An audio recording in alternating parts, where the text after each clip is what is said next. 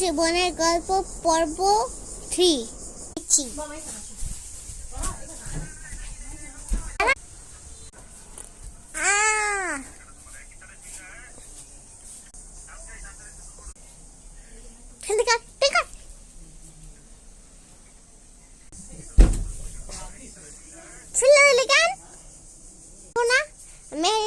মাইনা কোথায়? বাহির না দে, নাহলে কিন্তু এক কচুল ছিঁড়ে ফেলবো।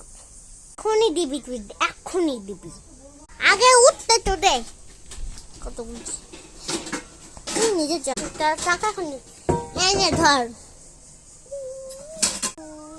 দে দে।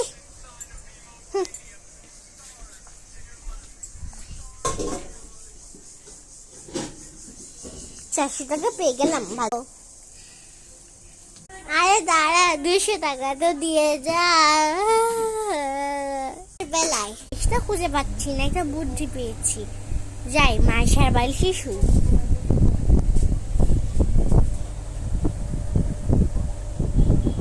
না মাইশার না, তা আমারই ছিল, ওই হওয়ার পর আমি দিয়েছি। তোর বালিশ না। ও লা লা লা লা লা লা লা লা লা। কি রে তুই আমার বাসে শুয়েছিস? দাঁড়া,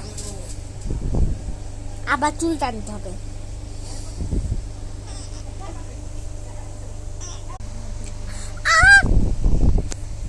কি রে কি চুল টান দিলি কেন?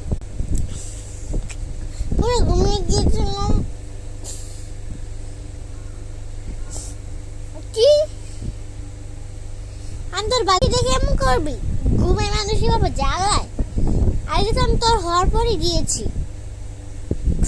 মাথাটা ব্যথা করে শুরু হয়ে গেল। তুই জানিস না ঘুম আমাকে ডাইরেক্ট ঘুম থেকে ভাঙালে আমার মাথা ব্যথা শুরু হয়ে যায়। জানলা পর কেন এরকম করলে? কি বেড়ে ব্যথা লাগছে। তোর বালিশটা নিয়ে যা। বালিশটা ধুই, অন্য বালিশে আমি শুয়ে নিব। আমার বালিশে আমি খুঁজে পাচ্ছিলাম না। যা যা সর ফট। আমার বাড়ি শুনে গেছে শুধু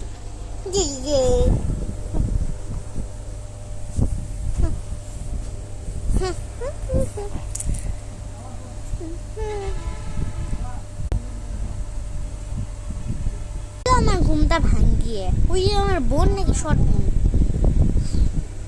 আমি এখানে চাইলে কমেন্টে বলুন। Bye bye. পার্ট 4 নিশ্চয়ই আবার আসবে একটু পর।